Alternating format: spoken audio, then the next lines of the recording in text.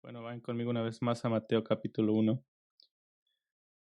Y sé que hemos estado en Mateo 1 por 4 semanas ya y nos vamos a mover empezando la siguiente semana. Vamos a leer este texto. El libro de la genealogía de Jesús. Abraham fue el padre de Isaac.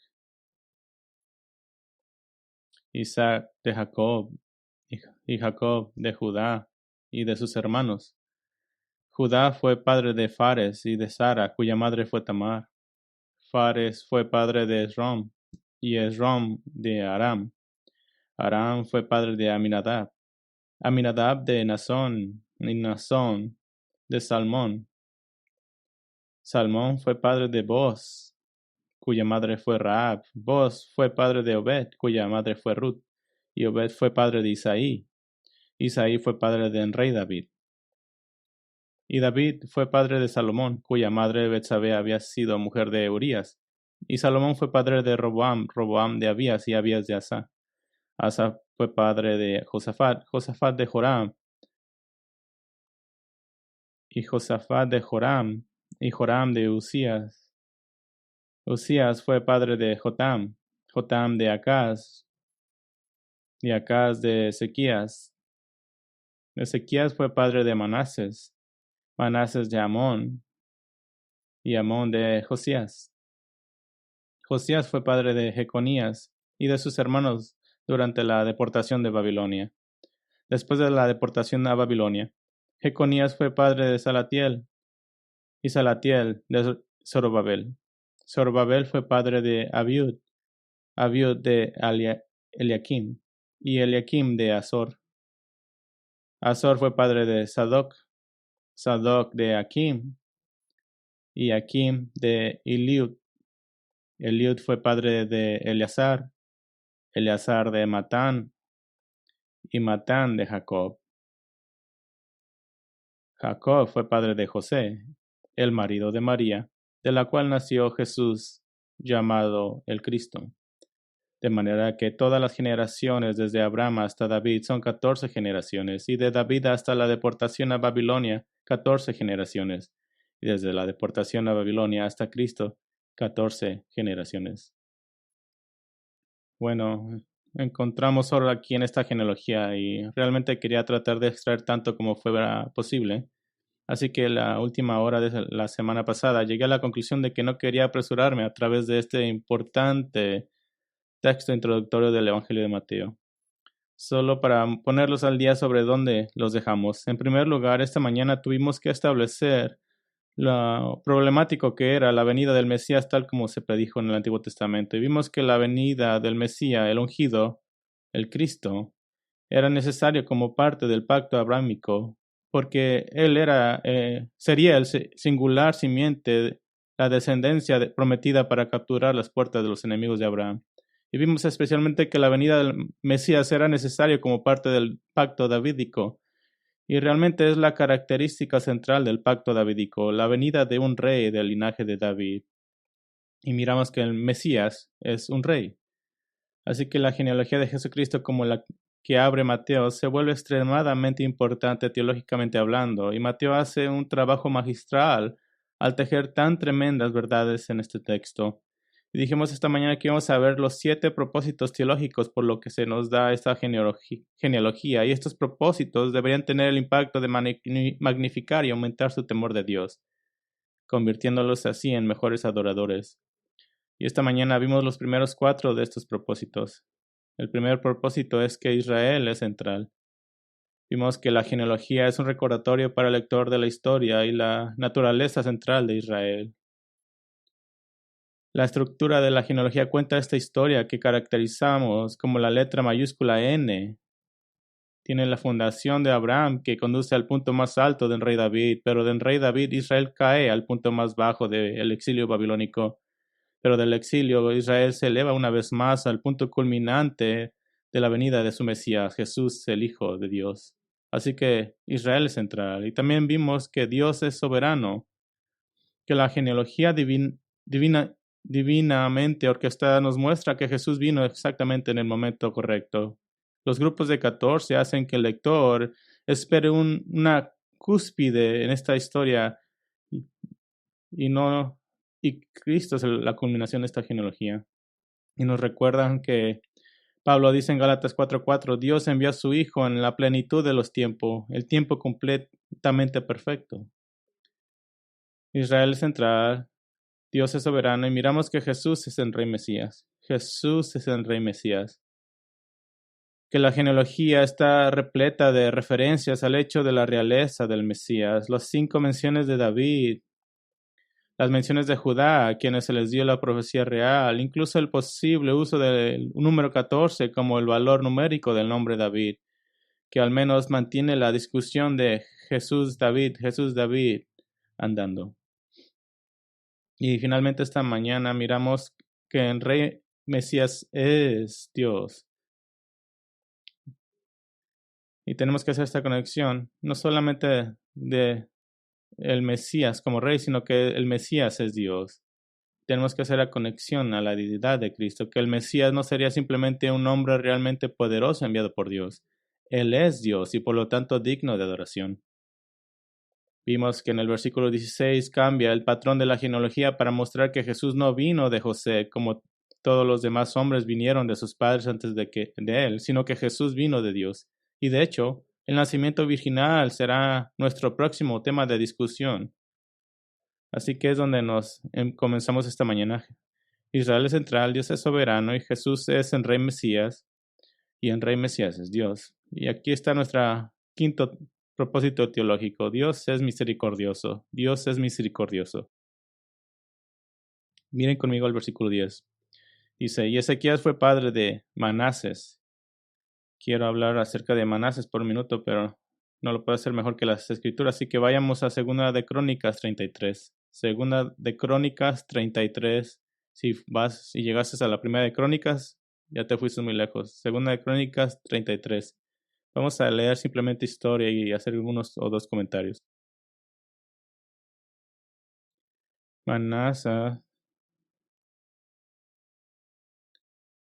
Manases reinó tuvo el reinado más largo y el peor. Segunda de Crónicas 33:1.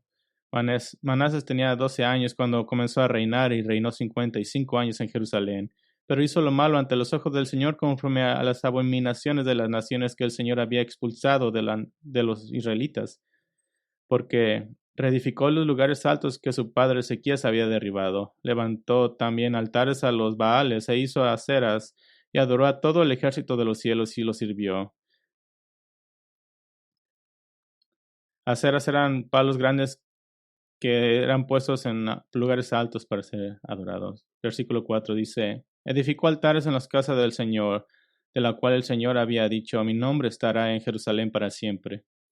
Edificó altares a todo el ejército de los cielos en los 2 atrios de la casa del Señor. En otras palabras, él fue politeísta, puso altares a todos los dioses que usted puede pensar. Versículo 6. Además, Manases hizo pasar por el fuego a sus hijos en el valle de Ben Hinnom. ¿Qué quiere decir eso? Que practicó sacrificios humanos con sus propios hijos. Y practicó la hechicería, usó la adivinación, practicó la brujería y trató con adivinos y espiritistas. Hizo mucho mal entre los ojos del Señor, provocándolo a ira. Colocó la imagen tallada del ídolo que había hecho en la casa del Señor, de Dios, de la cual Dios había dicho a David y a su hijo Salomón, en esta casa y en Jerusalén que he escogido de entre todas las tribus de Israel, pondré mi nombre para siempre. Y no volveré a quitar el pie de Israel de la tierra que yo he asignado para sus padres, con tal de que cuiden de hacer todo lo que les he mandado conforme a toda la ley, los estatutos y las ordenanzas dadas por medio de Moisés. No sé si podemos comprender la maldad de esto. Esto es como un hombre trayendo a otra mujer a vivir en la cama con su esposa. Es ese nivel de asquerosidad. Y aquí está lo que Dios dice. Versículo 9. Así Manases hizo extraviar a Judá y a los habitantes de Jerusalén para que hicieran lo malo, más que las naciones que el Señor había destruido delante de los israelitas. ¿Escuchaste eso? Manases era malvado, más malvado que los cananeos antes que ellos. Era mejor ser un cananeo que un seguidor de Manases. Manases ignoró a Dios por completo. Esto no es un caso de ignorancia, no es un caso de que Manases dijera, oh, no sabía. Versículo 10. El Señor habló a Manases y a su pueblo, pero ellos no hicieron caso. Pero Dios es un Dios de gracia que salva a algunos. ¿Es Manases salvable? Bueno, versículo 11. Por eso el Señor hizo venir contra ellos a los capitanes del ejército del rey de Asiria, que capturaron a Manases con garfio, lo ataron con cadenas de bronce y lo llevaron a Babilonia. Cuando estaba en angustia, Manases imploró al Señor su Dios y se humilló grandemente delante de Dios de sus padres. Y cuando oró a él, Dios se conmovió por su ruego, oyó su súplica y lo trajo de nuevo a Israel, a su reino. Entonces Manases reconoció que el Señor era Dios. Ahora, ¿es esto es una conversión en la cárcel? No, esto fue verdadero arrepentimiento. Versículo 14 dice, después de esto, Manases edificó la muralla exterior de la ciudad de David al occidente de Guión, en el valle hasta la entrada de la puerta del pescador, y rodeó con ella el Ofel y la hizo muy alta. ¿Qué está haciendo? Está diciendo, somos una nación escogida, necesitamos protegernos de aquellos que no son seguidores de Jehová. Versículo 15 dice, también quitó los dioses extranjeros y el ídolo de la casa del Señor, así como todos los altares que había edificado en el monte de la casa del Señor y en Jerusalén, y los arrojó fuera de la ciudad. Reparó el altar del Señor y sacrificó sobre él ofrendas de paz y ofrendas de gratitud, y ordenó a Judá que sirvan al Señor, Dios de Israel. Versículo 17 nos da, y sin embargo el pueblo aún sacrificaba en los lugares altos, aunque solo al Señor su Dios. Es mucho progreso que hizo. Ahora, vayan de regreso a Mateo 1. El punto de Manases en el versículo 10 y en Mateo 1 es demostrar la gracia de Dios, porque cada judío leyendo la historia de Israel, recuerdan la letra N, cuando llegan a Manases, eso es un horror más grande de lo que podemos imaginar, y aún así Manases es la historia de la gracia de Dios. También hay otras historias aquí. También notó que cuando leímos esta genealogía que hay 4 mujeres mencionadas, sin incluir a María al final, aunque ella tendrá gran importancia como veremos en un momento. Mencionar a las mujeres en una genealogía judía era casi inaudito. Así que para darnos una base, recordemos la historia de cada una de estas mujeres. Primero vimos a Tamar, versículo 3. Judá fue padre de Fares y de Sara, cuya madre fue Tamar. La historia de Tamar se cuenta en Génesis 38. Ella era la nuera de Judá y la viuda de su hijo mayor que había muerto. Judá tuvo 3 hijos, Onán y Sela. Judá consiguió una esposa para llamada Tamar. Era malvado a los ojos de Dios y Dios lo mató. Así que Judá le dio a Onán que se uniera con Tamar para darle un hijo a su hermano muerto. Incluso antes de que la ley de Moisés le diera la ley del matrimonio del levirato, en el que un hombre estaba obligado a dar un hijo a la esposa de su hermano muerto para preservar su linaje y dar un heredero.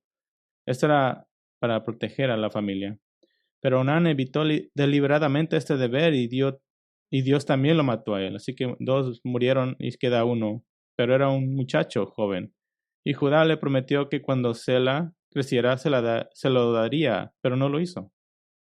Judá no tenía nietos y no parecía estar preocupado por eso. Y Tamar, mientras tanto, había estado viviendo como una viuda afligida en la casa de su padre, esperando que Judá cumpliera su promesa de cuidarla. Y cuando cumplió su promesa, ella tomó el asunto en sus propias manos. Después de que la esposa de Judá había muerto, Judá buscó la inmoralidad, la compañía de una prostituta local, solo que ella era de hecho Tamar disfrazada, específicamente para perseguir a Judá y así poder tener hijos dentro de la familia. Y cuando a Judá se le dijo que su nuera había concebido en inmoralidad, él estaba indignado, pero cuando Tamar demostró que Judá era el padre, fue humillado y obligado a mostrarle misericordia cuando estaba a punto de ejecutarla. a causa de una inmoralidad sexual. Y Tamar no solo concibió, sino que daría a luz a gemelos, Pérez y Sera. Así que ahí está Tamar. Y también está Raab. Salomón fue padre de Boaz, cuya madre fue Raab. Miramos la historia de Raab en Josué capítulo 1. Ella era la prostituta de la ciudad de Jericó, que protegió y escondió a los 2 espías israelitas antes de la conquista de Jericó. Ella pidió y recibió protección para ella y toda su familia cuando Israel invadió Jericó y se convirtió en parte de la nación de Israel. Así que el versículo 5 dice que Salomón fue padre de Booz, cuya madre fue Raab. ¿Qué quiere decir esto? Que es posible que Raab fuera la esposa de Salmón, pero esto podría presentar un desafío cronológico en términos de tiempo después de la conquista, pero la redacción es muy específica para permitir la posibilidad de que Salomón fuera descendiente de Raab. Sin embargo, el texto claramente quiere que veamos a Raab como si ella fuera la madre de Booz, así que lo dejaremos así. En cualquier caso, Jesucristo desciende de Raab, la ramera de Jericó. Luego tenemos a Ruth, probablemente lo más familiar para ustedes. Versículo 5. Booz fue padre de Obed, cuya madre fue Ruth. El libro de Ruth cuenta la historia de la joven moabita que se había casado con un joven israelita que posteriormente murió. La madre del hombre, Noemí, llevó a Ruth de regreso con ella a Israel, alrededor de Belén, ante la insistencia de Ruth, y Ruth eventualmente se casaría con Booz, un hombre piadoso. Ruth demostró una fe genuina en Yahweh. Sin embargo, la ley decía en Deuteronomio 23:3 que no se permitía a ninguna moabita el estar en la reunión pública de la adoración durante 10 generaciones. Y finalmente tenemos a la esposa de Urías. Versículo 6. Isaí fue el padre del rey David, y David fue el padre de Salomón, cuya madre Betsabé había sido mujer de Urías. Según Samuel 11:12 cuenta la triste historia de David y Betsabé y su adulterio. Y como debido a su embarazo por parte de David, David finalmente hizo que su esposo Urías muriera en la batalla y fue disciplinado en gran medida por el Señor como resultado de ello. Y observe que el nombre de Betsabé no se menciona. Hay mucha especulación. Primero que nada, Urías fue una víctima inocente y su nombre en esta lista no solo mantiene viva su memoria, sino que también nos recuerda a todos de que Betsabé era originalmente su esposa. Y trae de vuelta el recuerdo de David asesinándolo para proteger su propia reputación cuando Betsabé quedó embarazada en su aventura con David. Ahora, voy a decir esto por un segundo porque ha habido mucha tinta tratando de hacer de Betsabé una víctima de violación o coerción sexual por parte de David, y no hay evidencia alguna de eso. Es simplemente un intento de interpretar la escritura a través de la lente de las tendencias políticas actuales. Ella fue cómplice en este asunto y fue tratada como la reina de Israel después de su matrimonio con el rey David. Recuerden que el niño concebido en pecado fue tomado por Dios de manos de David y Betsabé como una disciplina para David, pero Dios bendijo su matrimonio y les dio a Salomón. Y de hecho, esta fue la prueba de que Dios bendijo a David y a Betsabé después de su pecado. Después de la muerte de su hijo, 2 Samuel 12, 24 al 25, registra: dice, entonces David consoló a Betsabé su mujer y vino a ella y se acostó con ella, y ella dio a luz un hijo y él le puso por nombre Salomón, y el Señor lo amó y envió un mensaje por medio del profeta Natán y le puso el nombre de Jededías por causa del Señor. Jededías significa amado del Señor. Ese es un signo de la bendición de Dios a su matrimonio. Entonces, todo esto quiere decir que mientras Betsabé fue perdonada por Dios, ni fue una víctima pasiva en el pecado de adulterio. Fue una participante activa que finalmente fue perdonada, y su amor por David floreció en su matrimonio a pesar de las horribles circunstancias de su unión. Pero no solo estas mujeres eran inmorales en muchos sentidos, al menos 2 eran extranjeras gentiles. Rahab era cananea y Ruth era moabita. Y hay una buena posibilidad de que Tamar y Betsabé también fueran extranjeras gentiles. Tamar era la esposa del hijo de Judá, pero aún no habían mujeres judías, excepto cualquiera de las hijas de los hermanos de Judá, por lo que es casi seguro de que no desciende de Jacob. Y de hecho, la literatura judía escrita después del Antiguo Testamento considera a Tamar una mujer extranjera que se convirtió para adorar a Dios. Betsabé era la esposa de Urías, el hitita, y aunque eso no prueba que ella también fuera hitita, el hecho de que sea llamada la esposa de los del hitita insinúa que ella también puede no haber sido judía. 3 de las 4 estaban asociadas con la inmoralidad sexual. Tamar, Raab, Betsabé y Ruth era de un pueblo a los que ni siquiera se les permitía adorar públicamente a Dios. Hay muchas lecciones de gracia que podríamos extraer de este hecho, pero aquí hay 2. Primero, para el lector judío, el Evangelio de Mateo, él está obligado a reconocer la gracia de Dios en que estas 4 mujeres escandalosas en muchos sentidos están incluidas en la genealogía eterna del rey de Israel. Y la segunda lección que podemos obtener aquí es que a través de estas mujeres el Mesías mismo tiene sangre gentil, por así decirlo. Nos recuerda que Él es el Salvador del mundo, no solo de Israel.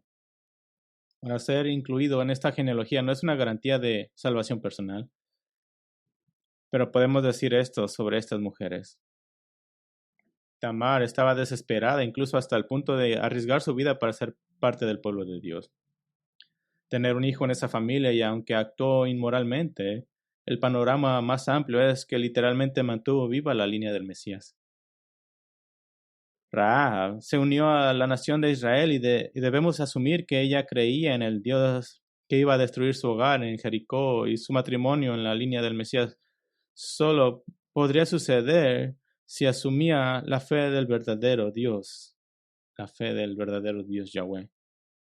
Ruth es claramente presentada como una moabita bajo la maldición de que ningún moabita se reúna con el pueblo de Dios. Sin embargo, ella es claramente una adoradora de Yahweh y se casa con uno de los pocos hombres piadosos que quedaban en Israel durante el tiempo de los jueces. Se presenta en las escrituras como un ejemplo para otras mujeres.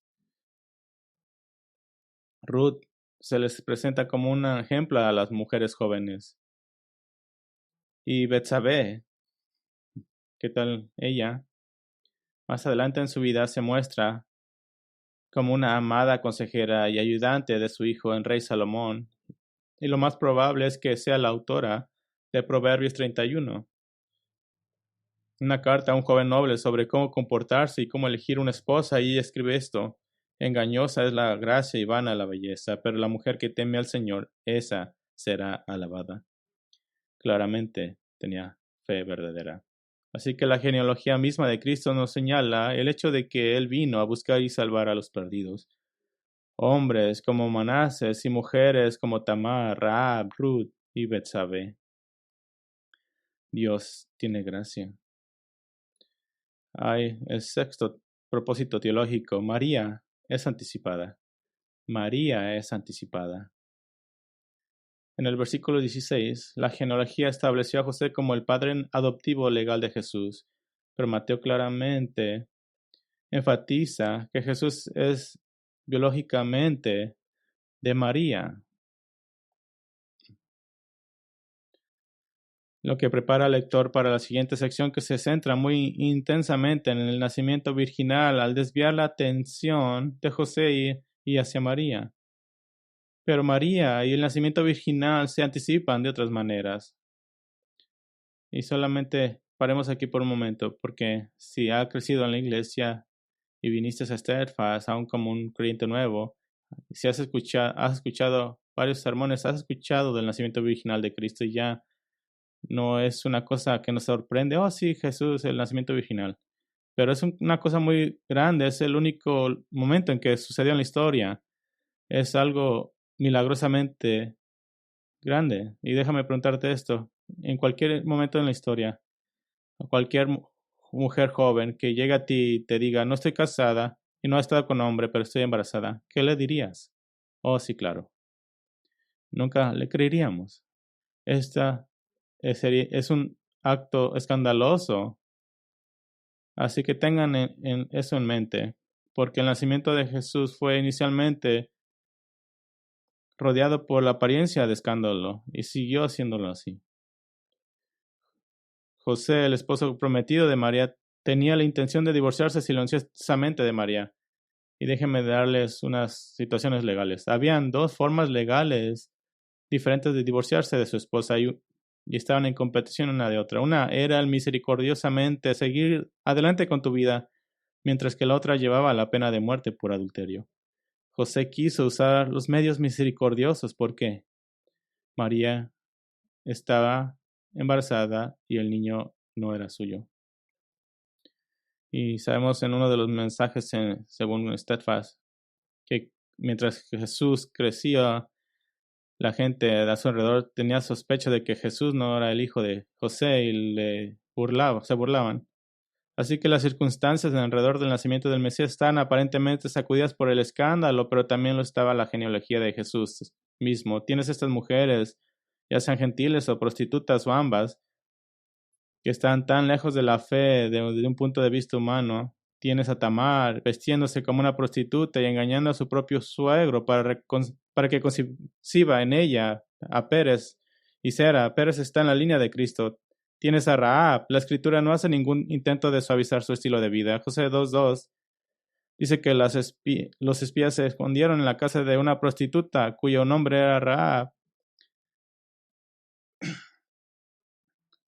Así que tienes a Tamar, tienes a Rahab, tienes a Ruth, la viuda sin hijos de un hombre israelita que la habría calificado como alguien no amada por Dios en múltiples niveles porque no tenía ni niños e hijos.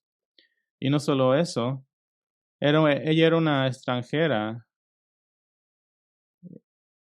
No solo era ella una moabita, quien específicamente en la ley de Dios no se les permite la reunión en la adoración. Esta moabita de vida humilde se casó con uno de los pocos hombres buenos de Israel y tuvo un hijo de una moabita.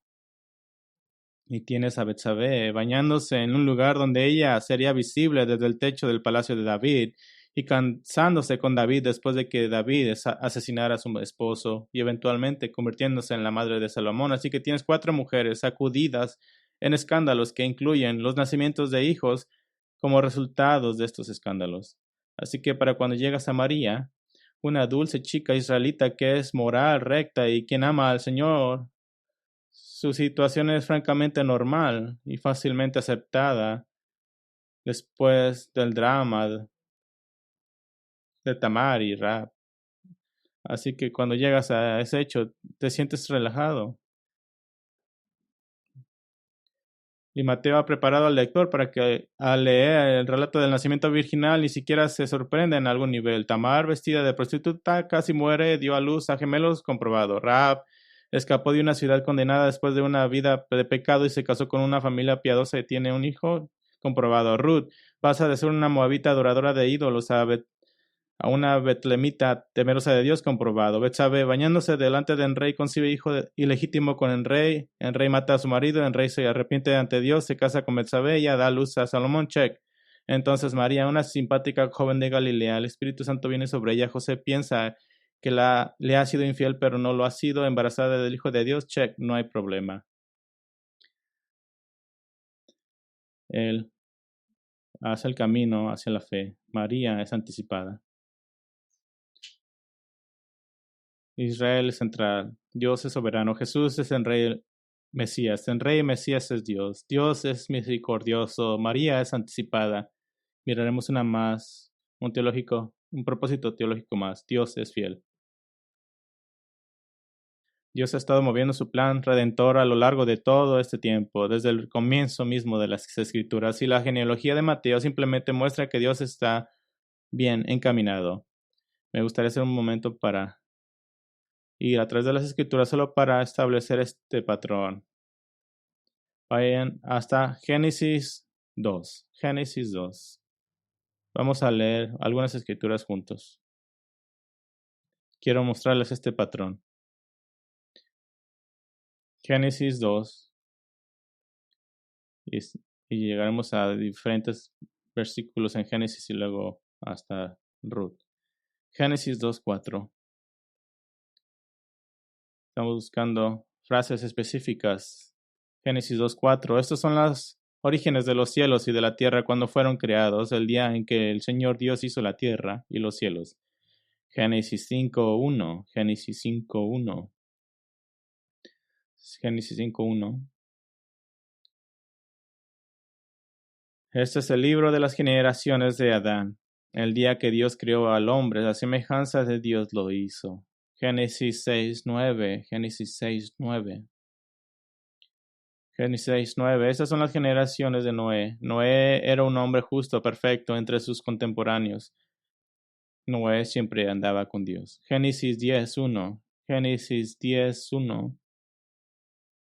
Génesis 10:1.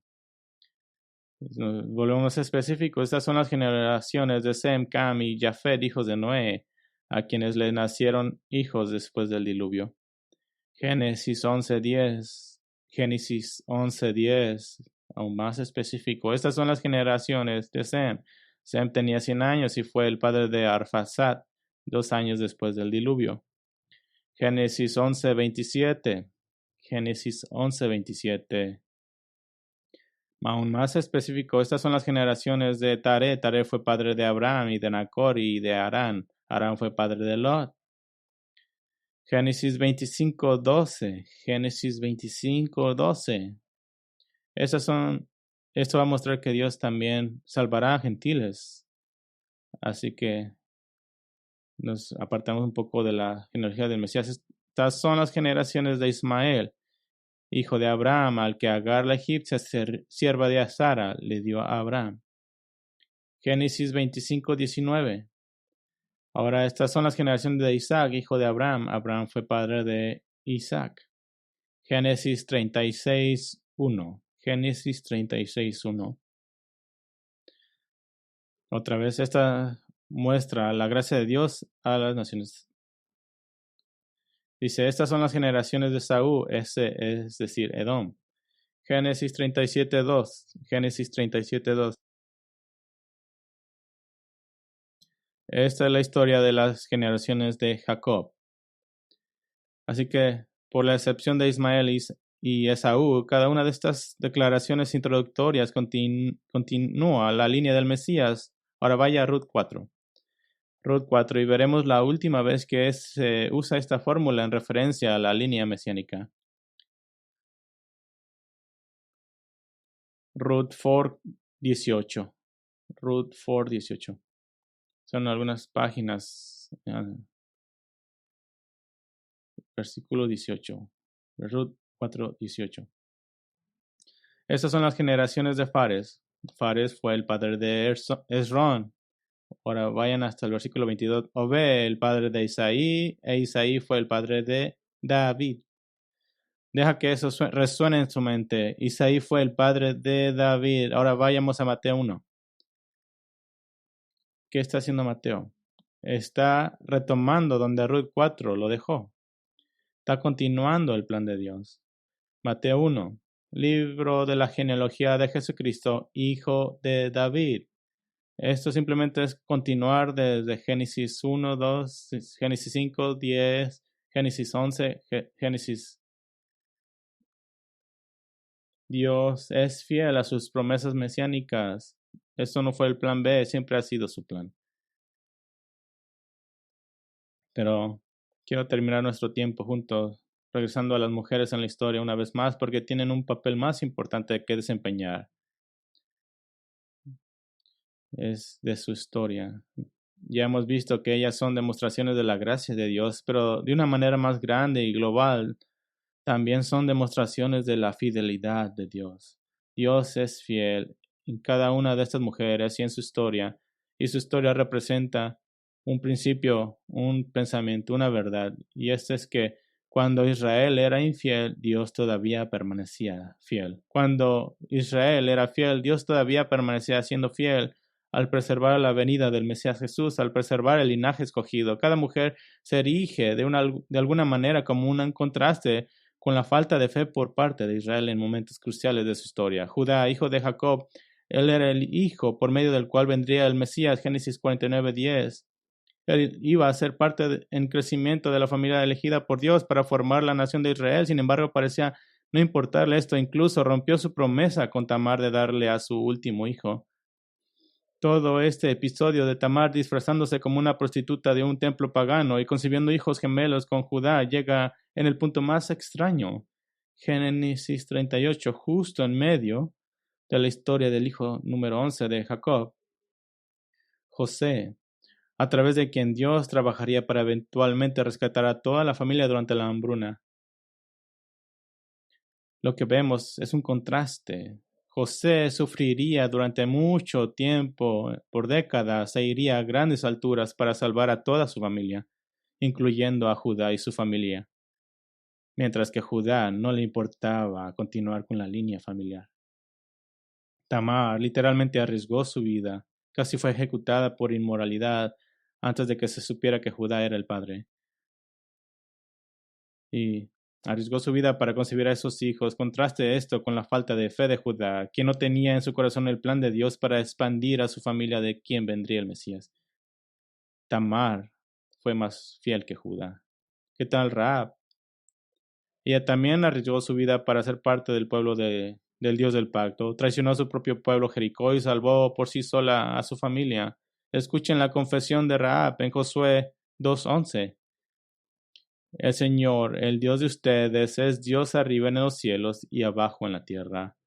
Y recuerda lo que pasó durante la conquista de Jericó. Esos mismos dos hombres que Rahab había escondido fueron y rescataron a ella y a sus padres, y a su madre y sus hermanos. Josué 6:23 dicen que fueron colocados fuera del campamento de Israel. Y eso es importante, porque aparentemente la familia guardaron la ley del viajero para convertirse en parte de Israel, porque el versículo 25 dice que Rahab, la ramera, y la casa de su padre y todo lo que ella tenía, ella ha habitado en medio de Israel hasta hoy, no fuera del campamento, sino en Israel hasta hoy, porque escondió a los mensajeros a quienes Josué había enviado a reconocer a Jericó. En otras palabras, ella era una heroína de guerra y arriesgó su vida para confiar en Dios. Porque eso es importante en ese tiempo. ¿Qué había sucedido en la historia de Israel justo antes de esto? Bueno, la primera generación de los israelitas vagó por el desierto durante 40 años y murió bajo el juicio de Dios porque no pudieron confiar en Dios y tenían demasiado miedo de invadir a Canaán. Pero Rahab actúa como una mujer James Bond y una espía. ¿Qué tal Ruth? Ruth vivió durante el tiempo de los jueces, cuando Israel estaba continuamente demostrando infidelidad a Dios. Y sin embargo, ella, como una mujer moabita, se desarraigó de todo lo que había conocido y vino a Israel para vivir como una israelita fiel, siguiendo al Dios de Israel y mostrando ser una mujer de carácter, fuerza, amor y devoción. El libro de Ruth la llama una mujer noble y a través de ella vendría el rey David, su bisnieto. ¿Y qué tal Urías? Urías, como Ruth, era un extranjero, era un hitita, y sin embargo se había comprometido con el Dios de Israel para luchar como un poderoso guerrero por el rey David. Urías fue fiel cuando David fue infiel, y en cierto sentido Urías dio su vida con la consecuencia final de que Salomón naciera de David y Betsabé. El punto es, a lo largo de los siglos, cuando Israel no tenía fe, Dios fue fiel. Israel es central. Dios es soberano. Jesús es el Rey Mesías. El Rey Mesías es Dios. Dios es misericordioso. María es anticipada y Dios es fiel. Ahora, me gustaría hacerles una pregunta sobre esto, pero me tomaré un poco de tiempo para llegar hasta esta pregunta. Y para llegar a esa pregunta quiero que vayan conmigo a 1 de Pedro 1. Vayan conmigo a 1 de Pedro capítulo 1. Y me gustaría mostrarte tu genealogía espiritual, tu herencia, porque tú estás referenciado en 1 de Pedro 1. 1 de Pedro 1, versículo 8 al 9. 1 de Pedro 1, 8 al 9. Aquí vamos a mirar tu genealogía espiritual. A quien sin haber visto ustedes lo aman y a quien ahora no ven pero creen en él y se regocijan grandemente con gozo inefable y lleno de gloria, obteniendo como resultado de su fe la salvación de sus almas. Y me gustaría enfocarme en eso. Has recibido como resultado de tu fe la salvación de tu alma. Ahora tal vez sea demasiado fácil pensar que tu genealogía espiritual comienza contigo mismo. El resultado de mi fe, dirías, que tu historia de fe en Cristo comenzó en ese momento.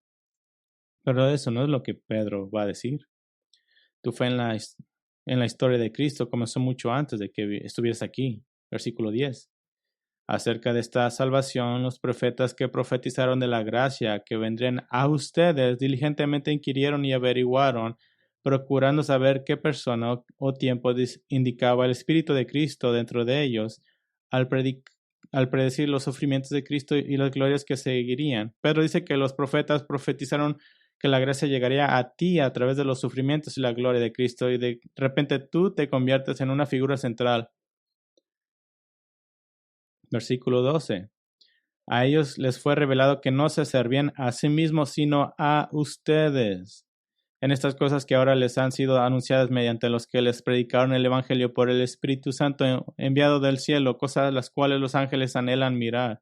Los profetas te estaban sirviendo. Entonces tu historia de fe en Cristo se remonta al menos a los profetas. Eso es un largo camino hacia atrás. Miren los primeros 2 versículos de 1 Pedro 1. Pedro, apóstol de Jesucristo, a los expatriados de la dispersión en el Ponto, Galacia, Capadocia, Asia y Bitinia, elegidos según el previo conocimiento de Dios Padre por la obra santificadora del Espíritu para obedecer a Jesucristo y ser rociados con su sangre. Que la gracia y la paz les sean multiplicadas a ustedes.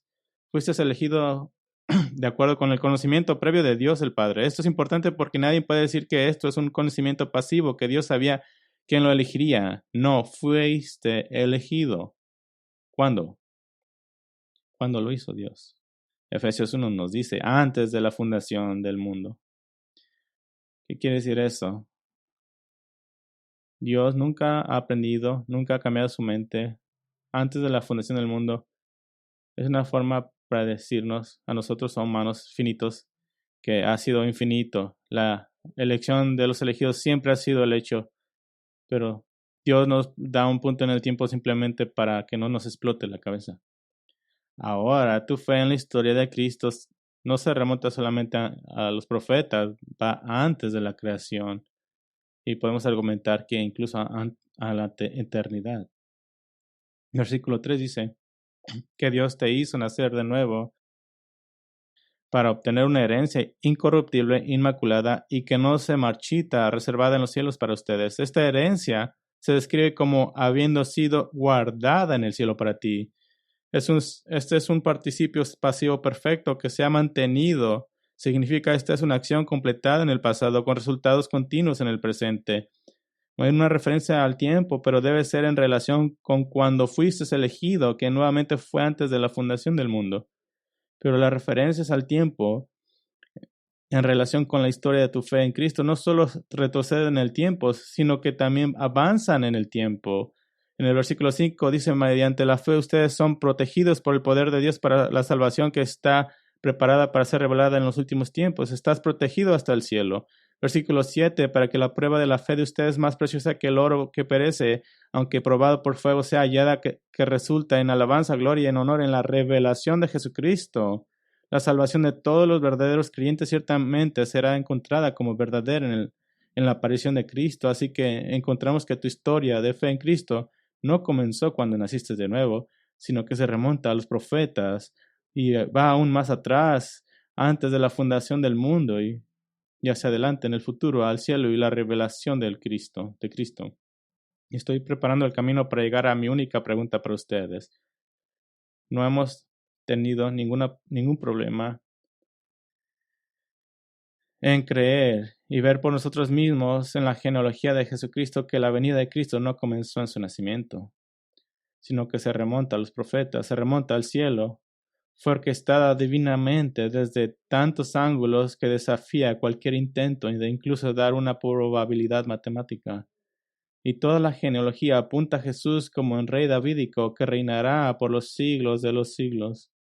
Entonces, creemos que la genealogía de Jesús, que no comenzó cuando nació, sino que se remonta a la eternidad pasada y avanza en certeza hacia el futuro. Aquí está mi pregunta. Si creemos que la genealogía de Jesús, que no comenzó cuando nació, sino que se remonta a la eternidad pasada y avanza en certeza hacia el futuro, ¿por qué entonces alguien tiene dificultades para creer lo que 1 de Pedro 1 nos dice, que nuestra historia de fe en Cristo no comenzó cuando nacimos de nuevo, sino que se remonta a la eternidad pasada y va en certeza al futuro? El mismo Dios soberano que elaboró el plan perfecto para traer a Cristo a la tierra ha elaborado el perfecto plan para traerte a ti al reino de Cristo y así estar para siempre en casa con el Señor. Así que es un intelectualmente inconsistente creer que las implicaciones teológicas de la genealogía de Cristo aplican, pero no creer que esos mismos principios se encuentran en 1 de Pedro con respecto a la genealogía del creyente. Y ahora, debido a la genealogía de Cristo y debido a tu genealogía espiritual que se remonta a través de los profetas a la eternidad pasada, ahora tu genealogía está intacta. Y de hecho, ¿sabes que la Biblia dibuja tu árbol genealógico, por así decirlo? Romanos 8, empezando en el versículo 28, dice, y sabemos que para los que aman a Dios, todas las cosas cooperan para bien. Esto es para los que son llamados conforme a su propósito, porque a los que de antemano conoció, también los predestinó a ser hechos conforme a la imagen de su Hijo, para que Él sea el primogénito entre muchos que hermanos. Así que miras, puedes agregar un nombre más a la genealogía de Jesucristo, el nombre de tuyo, porque tú eres el hermano o la hermana del Señor, el Mesías, el Rey Jesús. Dios ha sido fiel para traerlo en el tiempo correcto y lo ha sido para traerte a ti en el tiempo correcto. Y por eso todos seremos reunidos en una gran familia. Que ese día llegue pronto. Oremos. Padre, te damos gracias, Señor, por esta genealogía majestuosa y real. Señor, es casi que probablemente nos tengamos que estar de pie en asombro ante esta historia del Rey de todos los reyes. Te adoramos, Padre, que vino en el tiempo justo y te alabamos que va a haber un día cuando la voz del templo en el cielo resuene y el ángel venga y venga al Hijo de Dios y le diga es el tiempo. Y una vez más, en el tiempo cumplido, Cristo regrese. Miramos y buscamos mirarlo cara a cara y que ese día venga pronto. Te damos gracias y te alabamos por incluirnos en la genealogía de nuestro Salvador. Somos hermanos y hermanas entre muchos que han de venir. Te damos gracias y te alabamos en Cristo Jesús. Amén.